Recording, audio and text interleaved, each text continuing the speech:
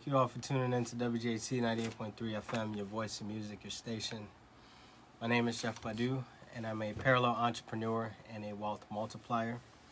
I'm the founder and CEO of Badu Enterprises LLC, which is a multinational conglomerate in the finance industry. So today we'll be talking about very important topic, essentially just teaching you how to make money with little to no money. Ultimately, how to build wealth, how to create more money for your family, how to create more money for your loved ones, companions, and things of that nature. So today is a straight money talk. And with that being said, welcome to the show Money Talks, where all we do is talk money. My name is Jeff Badu. And essentially, the way we structure this conversation is we first kick it off with the market report. And then once we finish the market report, then we go into the main topic, which today is essentially how to make more money, especially in a time like COVID-19 where we all need more money. And my apologies for those on Facebook, but I know the camera is a bit higher than it normally is. I was having trouble adjusting the the tripod, unfortunately. So please bear with me.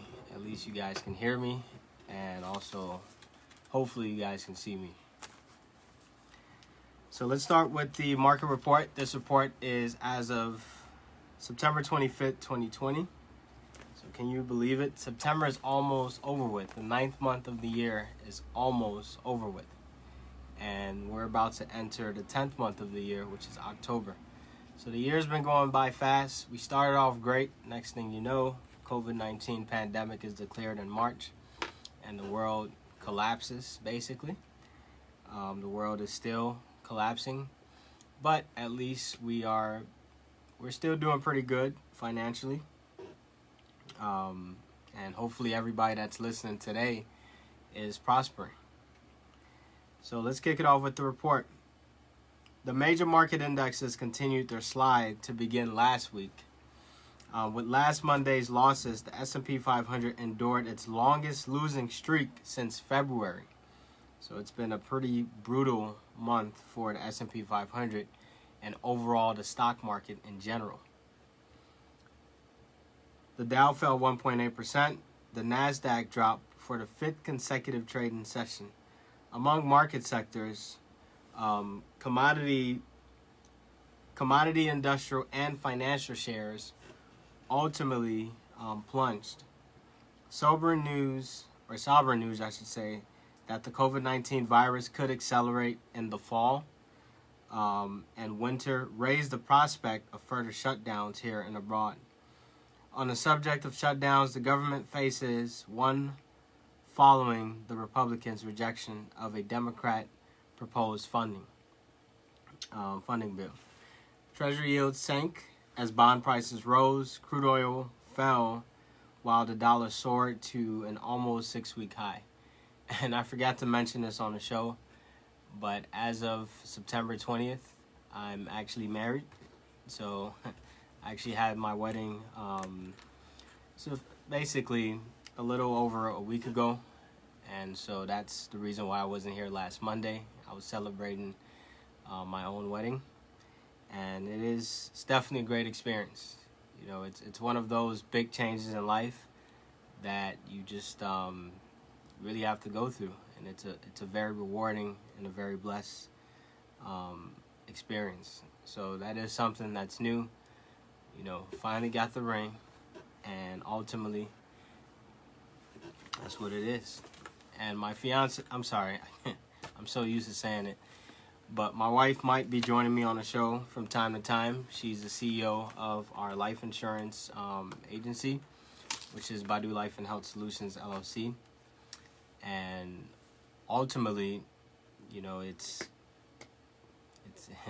one of those where it's a step in life that I feel basically everyone has to take and everyone has to go through it. But let's continue with the report. Tech stocks and mega cap growth shares let the market rebound last Tuesday. So the market rebounded a little bit last Tuesday. And each of the benchmark indexes essentially posted solid gains, with the NASDAQ leading the way after advancing 1.7%, followed by the S&P 500, 1.1%, the Russell 2000, 0.8%, the Dow, 0.5%, and then the global Dow at 0%. Crude oil prices and the dollar rose while Treasury yields sank. The market surged. So basically on Tuesday, the stock market went up.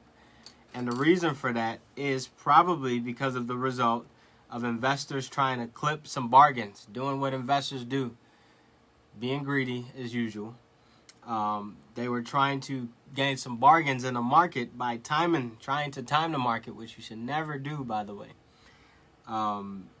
But essentially, there was a sell-off on Monday and also the previous weeks, and then ultimately the investors or people who invest in the stock market got a bit greedy, where they were buying low, or actually they were doing the opposite. They were selling high and buying, or selling low and buying high, essentially. And some smart investors, they were buying low and selling high. So ultimately, that's what happened. The stock market is nothing but a game of supply and demand. If demand is high, stock prices are high. If demand is low, stock prices are low. So that's really the game that you play when it comes to the stock market. It's really nothing more than that. It's all a supply and demand type of game. Crude oil prices and the dollar rose while Treasury yields sank.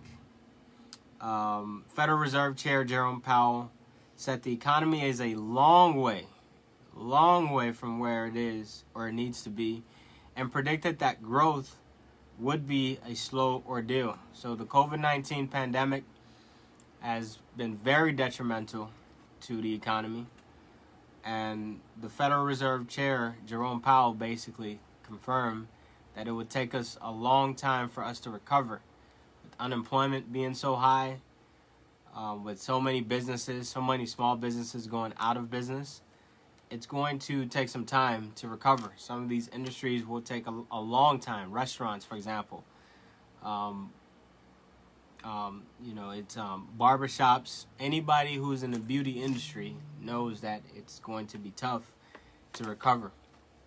Anything that has to do with face-to-face, in-person interaction is going to be tough to recover from. Anything that's virtual, well, that's on a boom. So that one, there is no recovery needed there. It's actually on the rise when it comes to that. So it's actually expanding. If you're in a virtual space, if you're in a virtual world, if you're doing things virtually, then you're actually expanding as opposed to contracting like other businesses are. And I am proud to say that the Badu Tax Services and the overall Badu Enterprises brand were essentially 100% virtual.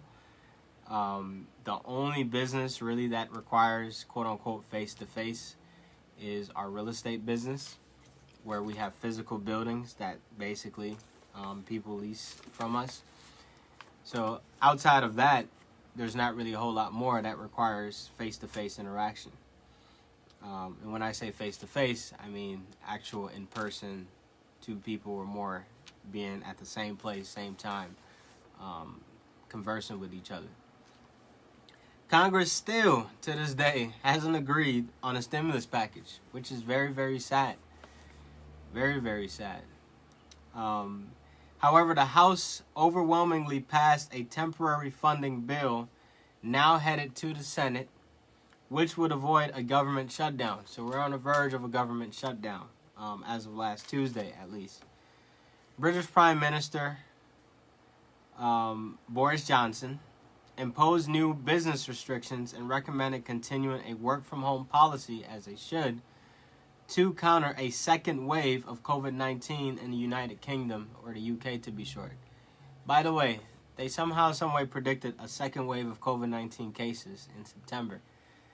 And basically, we're still where we are from the past, right? We still have cases. Nothing has really changed with this COVID-19 thing since March, in reality. So that is something to be on the lookout for. This whole second wave prediction and this will end by this date and that date. What I tell people is you cannot predict the future. You can only take information that you know today to make the most informed and best decisions for your tomorrow. You don't try to predict things in the future.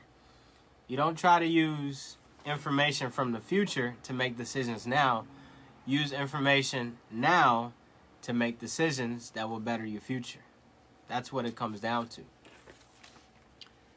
So let's continue. Let's see what happened Wednesday. Despite promising reports on the development of a COVID-19 vaccine, which they predicted would be out by November, by the way, which is about 2 months from now, stocks slid dramatically by the close of trade last Wednesday. Among the sectors, you got tech stocks, energy, communication, and mega caps took a collective nosedive, pulling the rest of the market down as well. So essentially, we were down on Wednesday.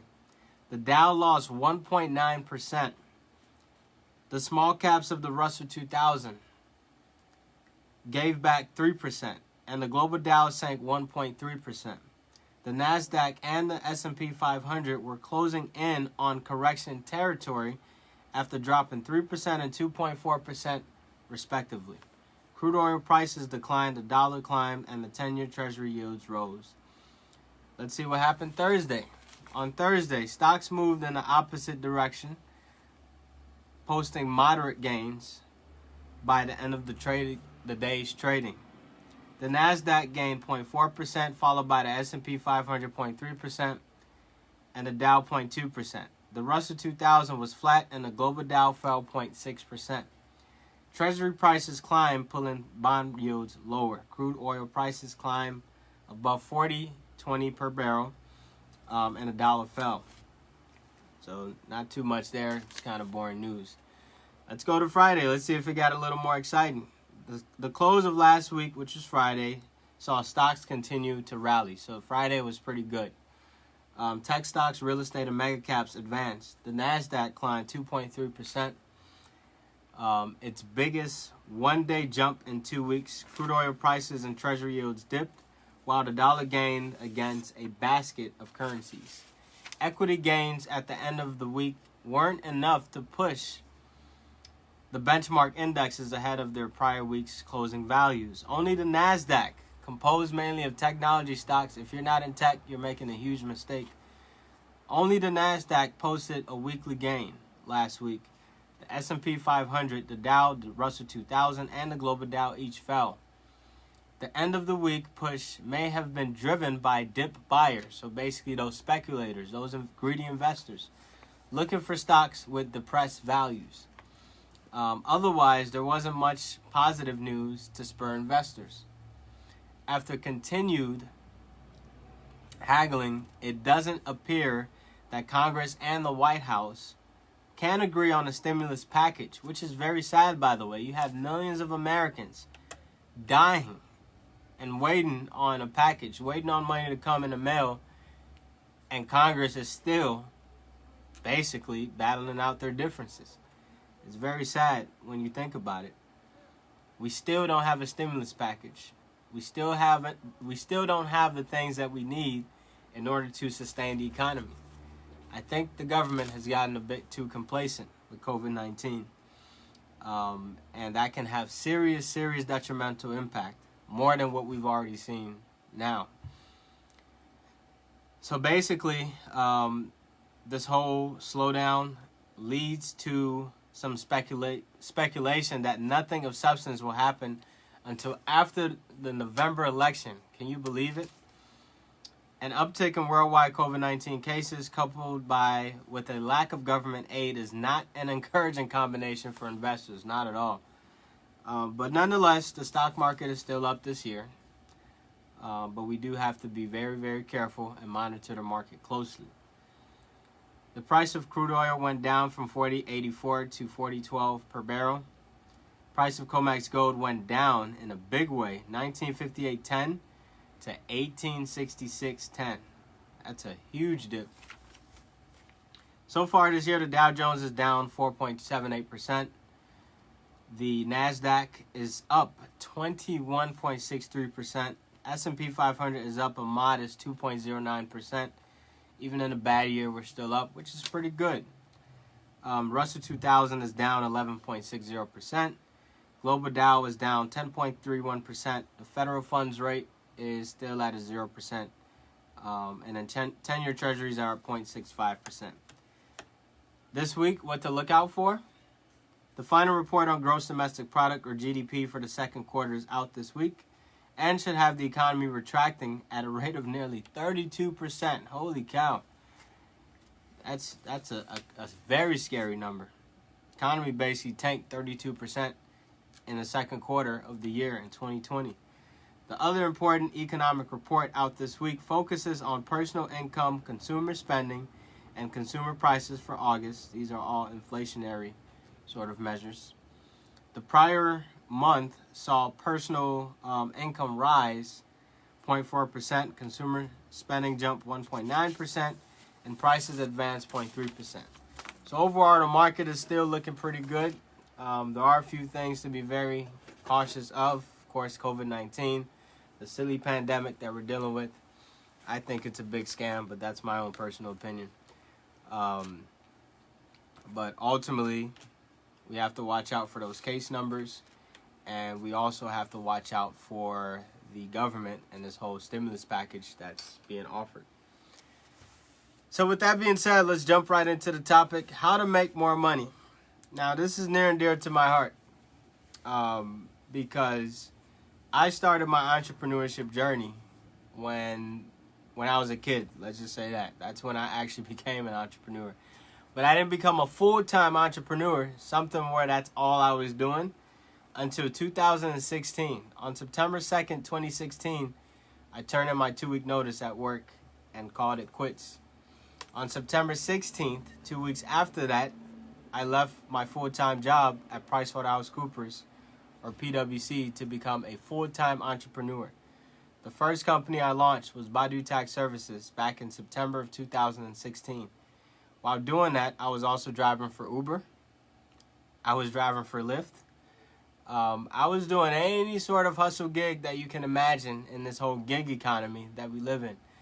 By the way, I've heard news that over 50% of people now are in a gig, or they're freelancers or entrepreneurs, basically, which is very good. I think that's the way the world should be. I think the world should have nothing but entrepreneurs, to be honest. I think 100% of people should be entrepreneurs or freelancers or however way you want to term it. But for me, this is a topic near and dear to my heart because I had to learn how to make money out of basically no money. By the time I became a full-time entrepreneur, I had $10,000 to my name in the bank that I could use to fund my business. My business cost $5,000 all in to launch or to start. That includes licensing fees, laptop supplies, my office that I built within my home, some small advertising dollars that I put into it. So all of those things cost about $5,000. And I had $10,000 to my name at that time in September of 2016. So for me, this topic is near and dear to my heart because I had to learn it. So after that, now I'm left with $5,000 in a business where it's just getting started. I literally have $5,000 to my name at that time. Now let me give you some other things. I had a mortgage at the time. It was about, give or take, $1,300 a month. You add HOA dues, that's another $300. So that's about $1,600 per month. So that means that if I didn't make any more money for the next, let's say, 4 months, I would have been in trouble. So what I had to do in September, I wasn't necessarily getting clients. I was just advertising the business at that point. Now, and also tax season didn't start until January, so nobody was really thinking about taxes anyway. So can you imagine somebody who has a mortgage and, of course, other miscellaneous bills, going into business, $5,000 in the bank, because I've spent $5,000 to start up the business, and basically jumping all in. This is literally the journey that I had to go through when I became an entrepreneur, was that. Now, fortunate enough for me, I'm a natural hustler. I know how to get it. I've learned different ways to get it. No matter what. No matter what position, no matter what time we're in, COVID-19, whatever it is, I'm a natural born hustler. I know how to go out and get it. I have a natural desire. I have a natural burning, steam, fire in my heart that just lets me say, go. You just need to go. No matter what it is, COVID-19, flu, whatever it is. It doesn't matter what it is. We will get it no matter what. Money must come no matter what. So $5,000 left in the bank. And I knew I wouldn't start making money in my tax firm until January. What do? I need to hustle. I started driving Uber. And that brought in some income. Give or take about $2,000 or so per month. I was doing it on a part-time basis, about 15 to 20 hours a week. So after 5 o'clock, I basically lived in Wrigleyville at the time. After 5 o'clock, I was the guy that was out there picking passengers up from work. They also had Cubs games. That year, the Cubs actually won. I believe they won a World Series that year, too. So it was a big year. I mean, surges were crazy. I had one time a surge was 6 times. I was like, man, this Uber business is nice. So it was great. It actually helped me build my network. It ultimately helped me do a lot of the things that I've learned today as far as customer service and just doing good for people. So from September through January 1st, essentially, I was working on my business plan 20 hours a week. So 20 hours a week, driving Uber, driving Lyft. I was also a tutor at the time. So I was with a company called Wyzant, where I was tutoring students on the CPA exam, Certified Public Accountant exam, which has 4 sections. So I was tutoring for that to make money on the side. That brought in maybe about, give or take, $300 to $500 a week. So that's good. So I was making money, just enough to cover my mortgage, just enough to cover expenses and things of that nature. So I did have some income coming in. Now, the problem with the income sources I just named now is that I physically had to go out and work. If I didn't work, if I didn't spend time working, I didn't make any money. That's a problem. You shouldn't be living like that, where you need to physically go to work to make money. It is not the way to live, because what happens when you're sick? Do you think Uber is going to cover your rent? Absolutely not. Do you think Wyzant would have covered my rent? Absolutely not. When you're sick, you don't make any money. When you're just relying on, active income, essentially. So that is one thing to always watch out for, is that you want to build your passive income early on in the game. And I'll tell you what I would have done if I was able to repeat this process. I would have threw in some passive income sources. And I was fortunate enough to do that too. So fast forward, so I was networking and attending events, and I was doing so much with the business, 20 hours. And then the other 20 hours, I was actually working, doing Wyzant tutoring, Uber, Lyft, basically get money in ways that I need to learn how to make money. And then fast forward, January comes. I had to make the decision. Do I keep driving for Uber, or do I go full throttle on my tax business? Tax business made me a minimum of $150 an hour. The Uber business made me about $20 an hour. Which one would you choose? I chose the $150 an hour. I threw my Uber 2-week notice in or whatever, turned off the app, deactivated it, and lo and behold, there's an app that came out called HireCar that allowed me to post my car that I was using for Uber, since I wouldn't be driving it anymore. I posted it on the site. Next thing you know, somebody requests me to request the car, and they said they'll pay me $1,000. Going from having to work for $2,000 a month to somebody paying you $1,000 a month without you ever having to lift a finger. That was beautiful. I was like, you know what? I need to be in that business. That's the type of business that I need to be in. That's what gets me excited.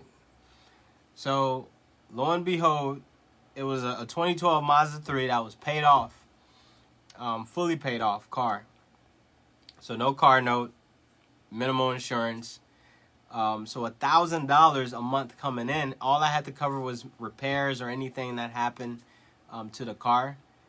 So $1,000 somehow, some way landed in my bank account in January of 2017 without me ever lifting a finger to do anything outside of posting a car on a platform, getting it ready for rental, and the guy picked it up at my destination, rented it, did whatever he had to do for a month, and he kept extended it, and he did it for about 6 months. That's $6,000 off a car that's already paid off. Now, of course, there were repairs and things that I had to take care of, but no worries. Those are very minimal, brakes and oil change, things of that nature. And I asked myself, why don't I have more cars?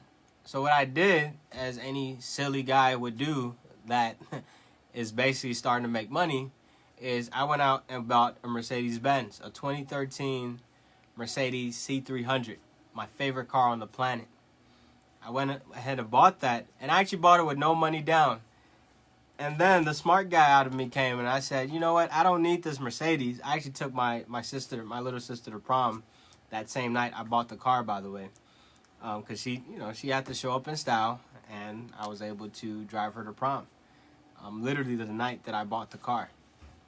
So overall, I buy the Mercedes, and I'm like, why in the world do I need a Mercedes if I'm about to be in tax season, busy cranking tax returns? I didn't really have a team at the time. It was Cortland Cofield, or Carter now. Carter Cofield was actually my only team member at the time.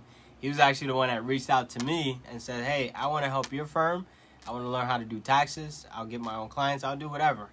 He actually was the one who pioneered the other business model of the Badu Tax Services, by the way. Now we have 33 people on the team that basically are part of that business model. So in 2017, I get the Mercedes. Car note was $300 a month. The next day, so after driving it for prom, I mean, it was a nice car. Oh my goodness. I love that car so much. It has since been totaled, unfortunately, by a renter. And I did actually make some money off that car. But overall, what happened was that I put it on a platform called Turo, where we lease luxury cars. We still do to this day. Nowadays, we've advanced to the Maseratis and the Porsches and the BMWs. I mean, we've advanced to some pretty luxury cars. But the Mercedes was also making $1,000 a month. Now, that didn't all come in at once, but at the end of the month, it was still $1,000 a month. So I had two cars making $1,000 per month each. And I said, well, why in the world would I not get more cars? So what I did was I went to dealers, and I basically bought cars off the dealers. I kept buying, to the point where my passive income was about $10,000 per month. At that point, I technically, quote-unquote, retired, quote-unquote, according to financial definition, where you have enough passive income coming in to the point where you don't have to work another day in your life. So meanwhile, I had a tax business that I was actually working in, and then I had a car rental business that was bringing me money on a passive standpoint. Now here's the mistakes that I made. A wise man doesn't just learn from his own mistakes. A wise man actually learns from the mistakes of others. So please learn from my mistakes. For one, I did have to be the manager of the cars. It was passive income, but at the same time, I was the guy who was actively managing the cars, managing the renters, making sure that everything was good and smooth. The handoffs, the pickups, the car wash, all of that. Now we have managers in place to handle all of that stuff. So we still have the car rental business, by the way. We're at, I believe, give or take, don't quote me on this, about 26 cars in the mix. Give or take maybe about $20,000 to $25,000 per month in passive income. So we have grown and expanded that business. We did think about shutting it down until I got a partnership opportunity that I couldn't pass up. And now the money is, passive income is still pouring in. Now it is split among different people. It's not just me collecting that amount of money. It is split among different people. And that's one of the businesses that we run within the 12 businesses in the Badu Enterprises. So, had the cars. Unfortunately, I was the one that was managing the cars. I didn't know how to properly manage the tickets, so a lot of the cars got tickets. I didn't find out that you can transfer tickets through the City of Chicago system. Accidents, I didn't really have proper accident management. Some of the cars, renters tried to steal them, and it took time and energy for me to go out and retrieve them, impoundments, things of that nature. So it was pretty rough. I mean, I still was technically retired at that point, quote unquote. However, it was pretty rough because I had to learn. I mean, I truly learned. In the year 2017, I learned a lot as an entrepreneur. Even though there was $10,000 a month in passive income coming in, I still had to learn a lot. So those are very teachable moments that I learned how to make sure you have a management team in place, how to make sure that you have systems in place, you have trackers in all your cars, you have a system for late payments. That got me screwed over big time. So if it wasn't for this partnership opportunity, we would have probably dissolved that company. But lo and behold, that was what I did. That was the passive income that I had. At the same time, I had my tax business. You know, we were still making money at the time. I believe in the first year of business, I believe made about, I think it was like $56,000 that year in 2017. So my net worth kept growing and growing and growing at that point because I had income coming in. I had two streams of income. I had my tax business, and then I had the car rental business. The car rental business, believe it or not, was making more money than the tax business back in 2017. So fast forward 2018, 2019, 2020, things have since expanded. Now we're a company that generates well over $1 million in revenue. We're very, very fortunate. Net worth has grown to well over $1 million and keeps growing every year, even through the pandemic.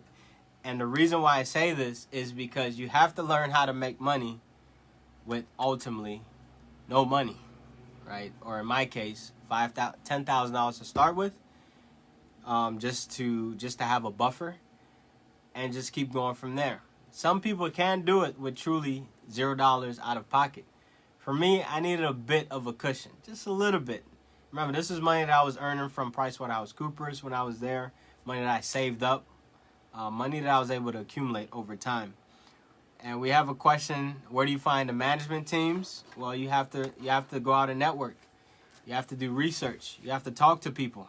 You have to do Google searches on who, basically search. Go on Google right now and search car rental management company, real estate management company, or go into your network. Reach out to some people that you may know or appear to be property managers. Reach out to them. Ask them questions, vet them, ask them for references, do whatever it takes. There are people out there, and there are people out there that you know, you just might not be reaching out to them. So that is something that I want to encourage you. So all of that being said, to make money with no money, or to make money just in general, especially as an entrepreneur, you have to have a hustle mentality. If you're somebody who is not self-motivated, who gets a bit lazy at times, it's not your world. I literally got a rebuttal from somebody. They said, yeah, you don't need a drive or hustle or hunger to be an entrepreneur. I'm like, what? In what world? Especially in the COVID-19 world, where things have changed rapidly? I mean, you got to be kidding me. But just a few tips. So I shared my personal story. That is literally how I got to where I am today in 2020. To build 12 companies from scratch, from the ground up, essentially, into being the empire that it is today. So many of the millionaires out there started out with little to no money. It is a well-known fact. Most millionaires in the world are quote-unquote self-made, meaning that they didn't attain their $1 million net worth outside of them actually building something to get to it. Of course, they had help along the way. Of course, they had mentors. They had people to help them. I have quite a few mentors, and I'm always looking to acquire even more mentors in the different businesses and industries that I'm in.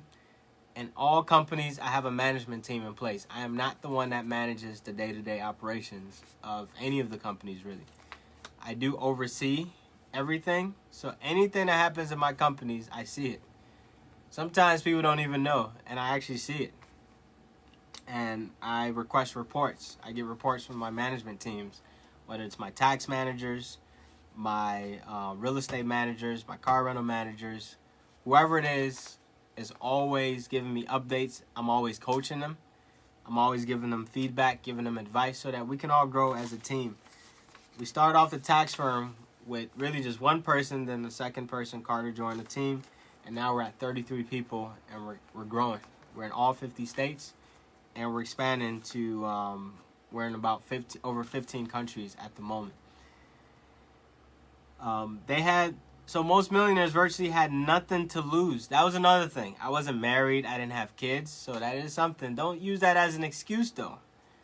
So if you have kids, if you're married, don't use that as an excuse just to say, oh, yeah, he didn't have kids. He wasn't married. So that's probably why he was able to do it. I still had a mortgage. I still have responsibilities to take care of. Most people my age don't have that. Most people my age do not. Like, at that time, especially at the age of 24, they did not have a mortgage. I mean, that's just a well-known fact. Most millennials don't have a mortgage. It's simple as that. So don't use these excuses or these sort of, like, he didn't go through it, so maybe I can't, or maybe his journey was easier than mine. You shouldn't compare yourself to anybody else. You should instead mirror somebody. Use their model. Use what they've gone through. Learn from it, improve from it, and see what you can use out of what they've said. So use my story today as motivation, as inspiration to do something. And you can do a lot of these things with your smartphone. When I was doing taxes, all smartphone. I did meet clients occasionally face-to-face and all that stuff.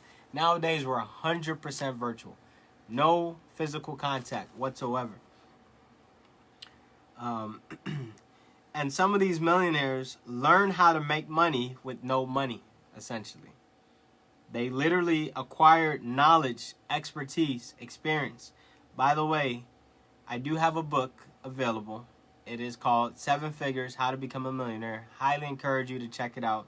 You can find it on my website, jeffbadu.com, jeffbadu.com. And you can purchase it. Or, I mean, essentially, you can purchase it on a website. And it's going to give you knowledge that you need at least to get started, at least to put you in the right mindset. It is the second book I published, and then the third book, Infinite Expansion, How to Infinitely Expand Your Vision of Abundance, is also out. That's more of a mindset. That's more on a mindset game. But it takes a burning desire. I mean, you have to be hungry. You have to be hungry. You have to want it better than, you have to want it more than anybody else. Always find your why when you wake up. Why? Why do you need to do this? Why do you need more money? Why? Always ask yourself why. When you ask yourself why, it's going to push you to do more. You can't be the guy that's out on the couch. Now, there's nothing wrong with being on the couch, maybe Saturday nights, Friday nights, Sunday night, movie nights, whatever. I mean, I'm not talking about that time. I'm talking about Monday through Friday from 8 a.m. to about 6 p.m. What are you doing in between that time? What are you doing to advance you towards your goals? What are you doing to advance you towards your dreams? If you can't ask yourself these questions at least once a day or once a week even, I'll give you some leeway, then that's a problem. It means you don't want it bad enough. You're not hungry enough. So it does take hunger. Anybody on my team, they're hungry. I mean, they're starving. They're like a lion in a cage. They are starving. They're hungry. So it ultimately takes a burning desire and a wealth builder's mindset to succeed with these strategies. I've already shared a few strategies, but I'll go a little more into detail into some of these from a more generalized standpoint. So let's start with real estate. Real estate is one way. By the way, if I was to go back in time, I would have started my passive income with real estate. I would have bought a 4-unit building utilizing an FHA loan, Federal Housing Administration loan, where you can get a house with a down payment as little as 3.5%. You can get down payment assistance if you don't have the money. Always ask for a closing credit. We ask for no less than $5,000 for our closing credits. and you can live in one of the units and essentially have, you can live in one of the units and you can rent out the other units, right? So you have 3 income streams coming in and you're living in one of the units. What that allows you to do is, 1, it wipes out your housing expense, your housing costs. 2, it's bringing you passive income so that you can focus your efforts and energy on something else. Of course, it's not guaranteed that the tenant will pay you on time. However, there are systems that you can put in place to make sure they pay on time. So if I was to go back in time, for me, I bought a condo, right? So for me, I bought a condo, and ultimately, it wasn't producing me anything. It was actually taking money out of my pocket as opposed to putting money into my pocket.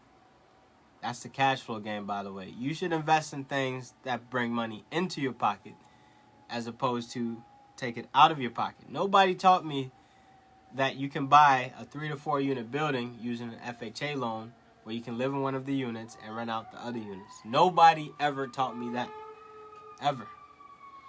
So for me, I didn't know that. Luckily, I found my way. My way was the car rental company. That was my way. What I'm telling you is, on top of the car rental, even on top of that, you can build passive income utilizing FHA loan, or you can do even conventional loan, 5% down payment.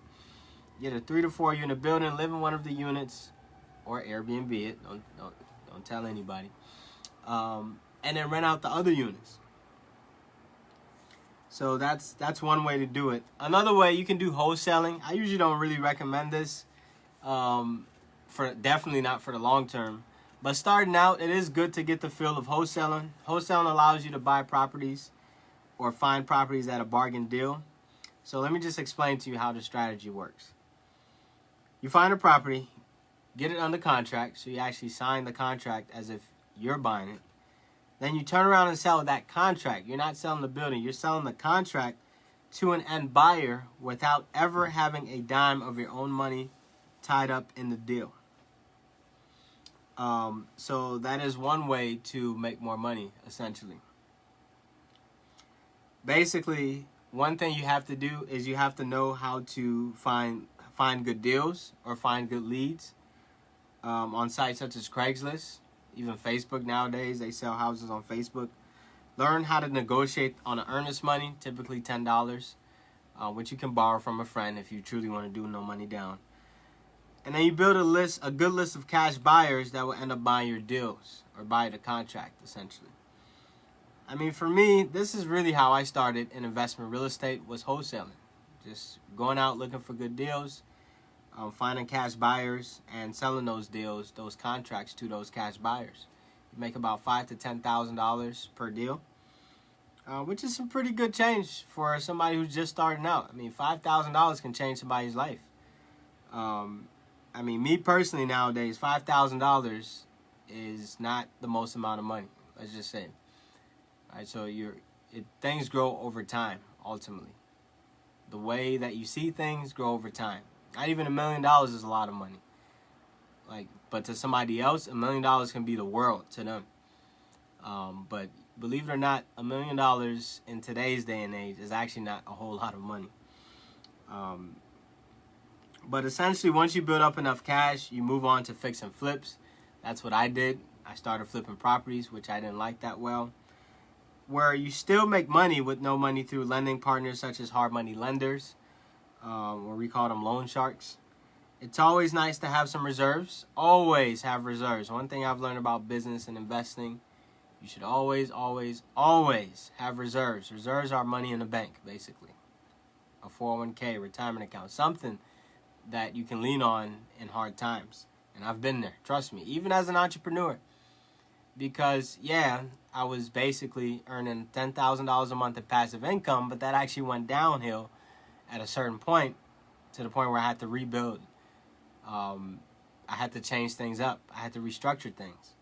Right? So, not quite saying that it's failure, because failure is just another step towards success, but it is a lesson that I learned with that. To this day, I'm still owed over $100,000 in the car rental business, believe it or not. And it really, really sucks when you think about it like that. But I was told by a mentor, if you're not willing to lose money, how can you expect to gain money? You know, one of my mentors, he said he lost $2 million in one day, but his net worth is over $300 million. So if you can't even handle losing $2 million, how in the world can you build $300 million? It's not possible. Sometimes God takes you through certain challenges, certain experiences, so that you can gain knowledge and expertise, humble yourself, and do better in the process. But nonetheless, you move on to fix and flips. Once you do a few fix and flips, then you move on to rental properties. Maybe you start with a single family, then you go to the 4 units, then you get the big boys, the 10 plus units, which is where we're currently at right now.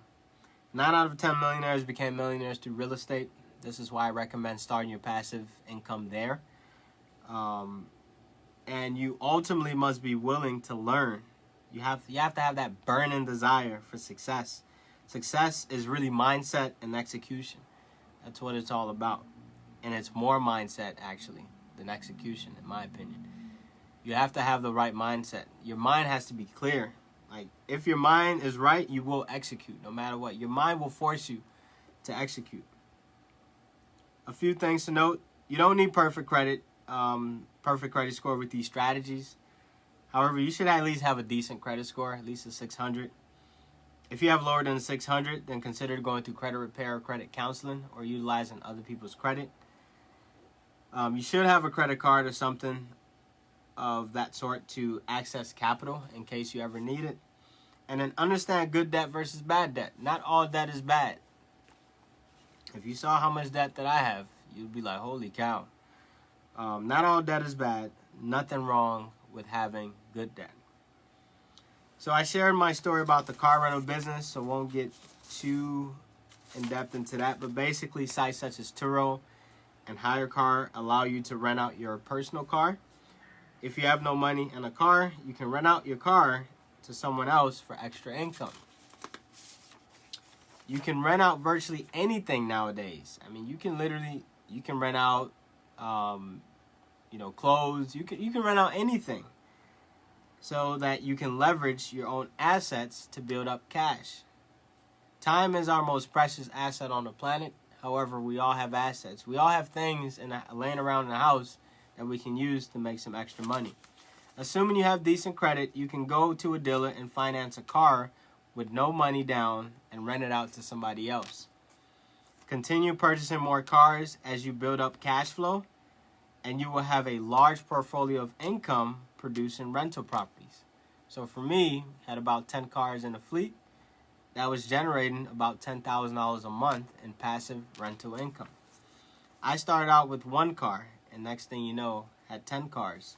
And now we have 26 cars, give or take, in the fleet today, without really any of my own money tied into it. Now remember, I just told you guys, I've lost $100,000 that basically people owe me to this day in the car rental business. Not saying we lost money in general, but basically we're owed over $100,000 from people, whether it's late payments, tickets, accidents, things of that nature. And for me, I use a credit card for the down payment if necessary. What do you do once money comes in? You take that money, you pay off the credit card. No money down.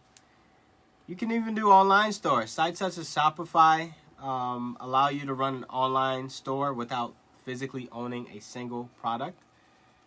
So for me, I actually do some retail on the side. I don't even count that as one of the 12 businesses. That's just a hobby for me.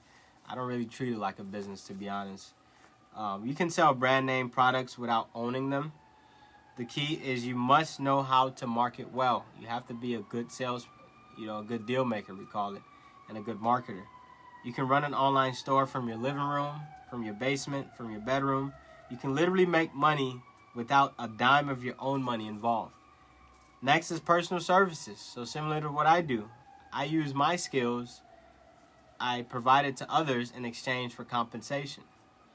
If you have a skill and you can teach it or offer it, then do so, even if you charge people for it. By the way, in Badu Tax Services, I started off as the guy that was doing the day-to-day, tax returns and every single step from step A all the way to step Z.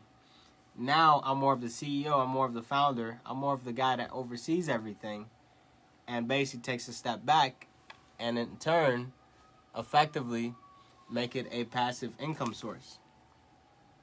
You're simply, it takes none of your own money really out of pocket unless you're doing advertising, maybe you need an office. For me, it took $5,000 of my own money to start my tax business, which then expanded into 12 businesses total within the Badu Enterprises. But you're simply teaching people what you know and providing a service. It's nothing more than what you're already doing. You're just formalizing it a little bit and you're making some money now. To conclude, there are many ways to make money with no money, but this is just a few of them. It doesn't always take money to make money. It more so takes a burning desire to succeed and a willing and able mindset. So with that being said, thank you all for tuning in to WGAC 98.3 FM, your voice, your music, your station. My name is Chef Badu, and I hope to continuously deliver you awesome content. Feel free to reach out to me. Phone number 773-679-7198, 773-679-7198. You can shoot me an email at jeffbadu@gmail.com. You can check out the website at jeffbadu.com, jeffbadu.com. So thank you all, and God bless.